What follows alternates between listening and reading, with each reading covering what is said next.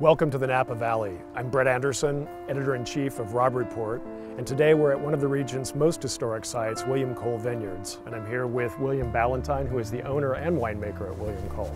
Well, welcome to William Cole Vineyards. We have one of the oldest stone wineries in Napa Valley. Started in 1873 and actually finished in 1876. But I'd love to show you some more of the history and the wines. So come on in. Terrific, I'd love to see it.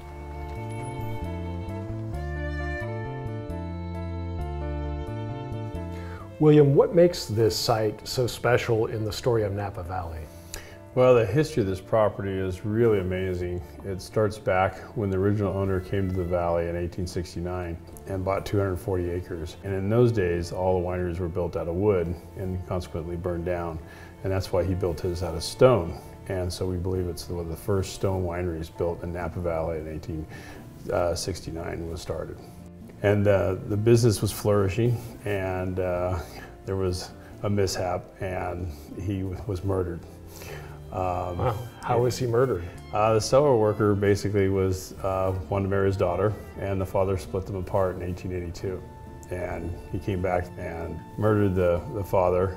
The amazing thing, his wife became the first woman winemaker in history and won a silver medal in Paris, France in 1889. And her name was? Hannah Weinberger. Hannah Weinberger. Yeah. And she kept the business going. So you're carrying on that entrepreneurial spirit today. Yeah, no, absolutely. And that's what makes it fun. It's always something different. You're always, pushing yourself, trying different things with, the winery, and really try to keep it as much intact and original as possible. You bottle and label all of your wines here on the property? Everything is done on the property pretty much by me.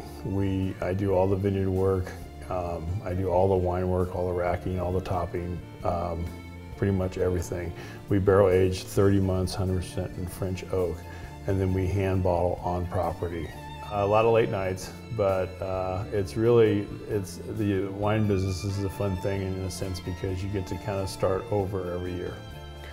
Speaking of which, tell me a little bit about the 2007 vintage. 2007 was one of those wonderful years where we had kind of an early bud break and a long growing season. And so you have that big fruit from the ripeness. The 2007 also has an amazing aromatic character to it. Yeah, all these things come from really understanding ripeness in the field.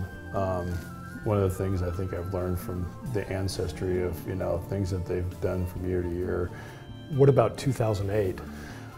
2008 was a little bit shorter growing season, and it has maybe a little bit more perfumey characteristic in the nose, but it carries, the center is really nice, it's got good depth, and again, it's in great balance, and the finish is very refined. And the 2009 is about to be released. The 2009, will be coming out in October, and it's a little bit in the same characteristic of the 2007. Longer growing season, just a little bigger wine, but yet very delicate, but big, full middle, jammy center. It's pretty yummy. Well, now that we've tasted the wines, I'd love to go take a look at the vines that produce them. Absolutely, I'd love to show them to you. William, so we're here in the vineyard. Do all the grapes for William Cole's wines come from this site? Large majority of the grapes come from this state. We have about 4 different types of soil on the property, and I've isolated those to different locations, and we make the wines up separate from those locations and then blend them together when they get ready to bottle. It adds all those layers. Adds all those layers to the wines. It's a beautiful place. So this is something that you and your wife have started for the next generation, and your children are involved with the winery? Oh, absolutely. I'm 4th generation, and the children are going to be 5th generation. And so it's really in their blood, and they grew up really in the winery building. It's really exciting to see, really where we're going now, but really where they're going to take it in the next generation. And we're very pleased with the outcome so far. Well, thank you very much for sharing this place, your wines, and your vision with us today.